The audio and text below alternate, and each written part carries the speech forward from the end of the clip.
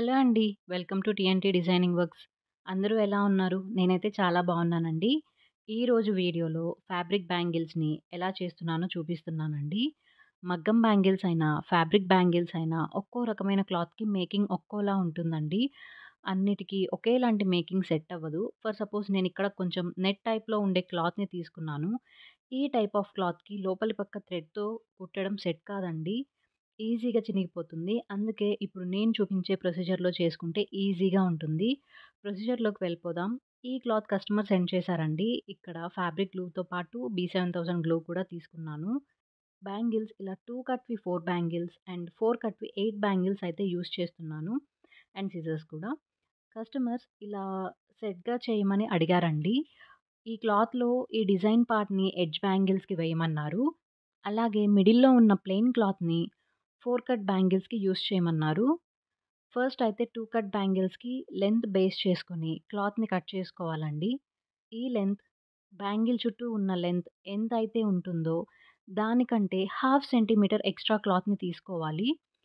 So, ఇక్కడ నాకు ఈ క్లాత్ సరిపోతుంది. నెక్స్ట్ వెడల్పు చూసారంటే బ్యాంగిల్ విడ్త్‌కి 3 టైమ్స్ కంటే 3 తక్కువ తీసుకోవాలి. అలా తీసుకున్న మెజర్‌మెంట్స్‌తో ఎన్ని బ్యాంగిల్స్‌కి కావాలో అన్ని బ్యాంగిల్స్‌కి సరిపడా క్లాత్ పీసెస్‌నయితే తీసుకుంటున్నాను. ఇప్పుడు మెయిన్ ప్రొసీజర్‌నయితే స్టార్ట్ చేద్దామండి. ఈ డిజైన్ పీస్‌ని బ్యాంగిల్‌కి అటాచ్ చేసుకోవాలి. యూజువల్‌గా ఫ్యాబ్రిక్ గ్లూ యూజ్ చేయొచ్చు. బట్ ఇది నెట్ టైప్‌లో ఉండటం వల్ల ఫ్యాబ్రిక్ గ్లూ యూజ్ చేస్తే మేకింగ్ కష్టమవుతుంది. ప్లస్ బ్యాంగిల్‌కి స్టిక్ అవ్వడం కూడా చాలా కష్టమవుతుంది. అందుకే నేనిక్కడ B7000 గ్లూనయితే యూజ్ చేస్తున్నాను. ఇలా బ్యాంగిల్‌కి చుట్టూ గ్లూని అప్లై చేసి, క్లాత్ ఇలా వీడియోలో చూపించిన విధంగా అంటించుకోవాలండి. క్లాత్ ఏమైనా ఎక్స్‌ట్రా వస్తే కట్ చేసుకోవాలి. అంటించిన తర్వాత కొంచెం సేపు ఆరనివ్వాలండి. ఇలా క్లిప్ ఏమైనా పెట్టి పక్కన పెట్టుకుంటున్నాను. అది ఆరేలోపు మిగిలిన బ్యాంగిల్స్‌కి కూడా క్లాత్‌ని అంటించి పెట్టుకుందాము. ఫస్ట్ అంటించి పెట్టుకుంది అయితే నీట్‌గా డ్రై అయిపోయిందండి.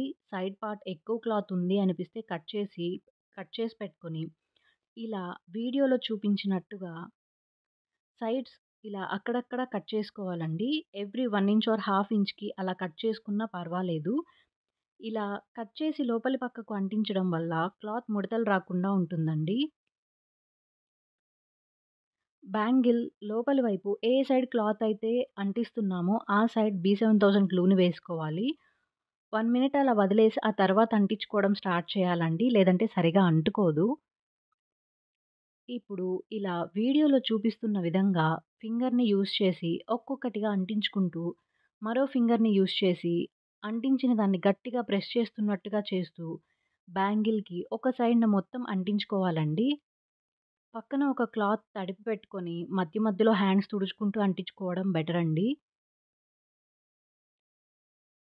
మీరు ట్రై చేసేటప్పుడు ఈ టిప్‌ని కంపల్సరీ ఫాలో అవ్వండి. లేదంటే గ్లూ హ్యాండ్స్‌కి ఉండిపోయి క్లాత్ అనేది బ్యాంగిల్‌కి బదులుగా మన హ్యాండ్స్‌కి అంటుకొని లేచొచ్చే ఛాన్స్ అయితే ఉంటుందండి. చూసారు కదా! ఒక సైడ్ అంతా నీట్‌గా ఎలాంటి ముడతలు లేకుండా ఉందో, సేమ్ ఇలానే రిమైనింగ్ బ్యాంగిల్స్‌ని కూడా అంటించుకోవాలి. నెక్స్ట్ సేమ్ ప్రొసీజర్ ఫాలో అయ్యి ఇంకో సైడ్ కూడా అంటించుకోవాలండి. ఇంత ఎక్కువ ప్రొసీజర్ అండ్ టైమ్ టేకింగ్ కాబట్టే మగ్గం బ్యాంగిల్స్ చాలా కాస్ట్ ఉంటాయి.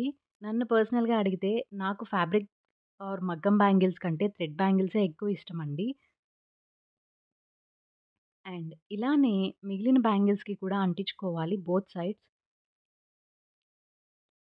ఇలా 2 వైపులా ఫ్యాబ్రిక్ లోపలికి అంటించిన తర్వాత ఫ్యాబ్రిక్ గ్లూ కొంచెం అప్లై చేయాలండి లోపల వైపున. ఇలా ఎందుకు చేయాలి అంటే చిన్న చిన్న థ్రెడ్స్ బయటికి వస్తాయి కదండీ! అవి ఊడిపోకుండా ఆ పోగులు బయటికి వచ్చి ఊడిపోకుండా ఉండటానికి ఫ్యాబ్రిక్ గ్లూ అప్లై చేయాలి. ఇలా 4 బ్యాంగిల్స్ ఫ్యాబ్రిక్ అంటించిన తర్వాత లుక్ ఎంత బావుందో. సైడ్స్ ఎక్కడ ముడతలు కూడా లేవు. నీట్‌గా చాలా బావున్నాయి కదా! నెక్స్ట్ ఇప్పుడు 4 కట్ బ్యాంగిల్స్‌కి ప్లెయిన్ ఫ్యాబ్రిక్‌ని ఎలా అంటించుకోవాలో చూపిస్తున్నాను. సేమ్ 2 కట్ బ్యాంగిల్‌కి లెంత్ ఎలా అయితే చూసి ఫ్యాబ్రిక్‌ని కట్ చేసుకుంటామో సేమ్ 4 కట్ బ్యాంగిల్స్‌కి కూడా అదే ప్రొసీజర్ ఫాలో అవుతామండి. ఎన్ని బ్యాంగిల్స్ చేయాలో వాటికి సరిపడా క్లాత్‌నయితే కట్ చేసి పెట్టుకుంటున్నాను. సేమ్ 4 కట్ బ్యాంగిల్స్‌కి కూడా B7000 గ్లూని చుట్టూ అప్లై చేసి క్లాత్‌ని అంటించి పక్కన పెట్టుకోవాలి. ఇది డిజైన్ లేకుండా ప్లెయిన్‌గా ఉండే ఫ్యాబ్రిక్ కాబట్టి గ్లూని ఎక్కువ అప్లై చేయకూడదండి. ఎందుకంటే స్టిక్ చేసిన తర్వాత గ్లూ ఎక్కువైతే కనిపిచ్చేస్తుంది. ఎడ్జెస్ మాత్రం ఇలా కొంచెం ఫోల్డ్ చేసి అంటించుకోవాలండి. అప్పుడే థ్రెడ్స్ పోగులు ఊడిపోకుండా ఉంటాయి. సేమ్ ప్రొసీజర్ ఫాలో అయ్యి అన్ని బ్యాంగిల్స్‌కి ఇలా అంటించి పక్కన పెట్టుకోవాలండి. సైడ్స్ ఎలా అంటించాలో చూపిస్తున్నాను. సైడ్స్‌కి కూడా సేమ్ ప్రొసీజర్ ఫాలో అయితే సరిపోతుందండి. సైడ్స్ ఎక్స్‌ట్రా క్లాత్‌ని కట్ చేసి హాఫ్ ఇంచ్ గ్యాప్‌తో కట్ చేసుకోవాలి. మరో చిన్న టిప్ అయితే చెప్తున్నానండి. క్లాత్‌ని కొంచెం కట్ చేసుకోవాలి.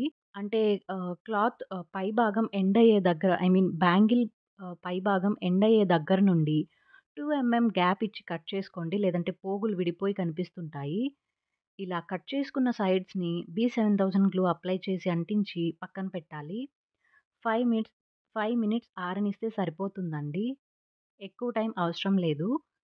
ఇలానే మిగిలిన బ్యాంగిల్స్‌ని కూడా అంటించుకోవాలి. ఇంకో సైడ్‌ని కూడా సేమ్ ఇలానే అంటించుకోవాలండి. సేమ్ ప్రొసీజర్ కదా అని క్లియర్‌గా చూపించడం లేదు. సో, చూసారు కదా! 4 కట్ బ్యాంగిల్స్‌ని కూడా అంటించుకున్నాం. ఎక్కడ ముడతలు లేకుండా నీట్‌గా ఉన్నాయి. కంప్లీట్ సెట్ లుక్ అయితే చాలా బావుందండి. మీరు కూడా సేమ్ ప్రొసీజర్ ఫాలో అయ్యి మీకు ఎలా కుదిరాయో చెప్పండి. ఏమైనా డౌట్స్ ఉంటే కమెంట్స్‌లో అయితే అడగండి. డెఫినిట్‌గా రిప్లై ఇస్తాను. సో దట్ సేమ్ డౌట్ ఉన్న వాళ్ళకి కూడా క్లారిఫై అవుతుంది.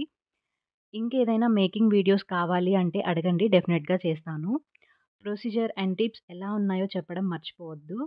ఇలాంటి మరిన్ని వీడియోస్ కోసం ఛానెల్‌ని సబ్స్క్రైబ్ చేసుకోండి. మరో వీడియోతో మీ ముందుకైతే వచ్చేస్తాను. Until then take care and keep watching TNT designing works.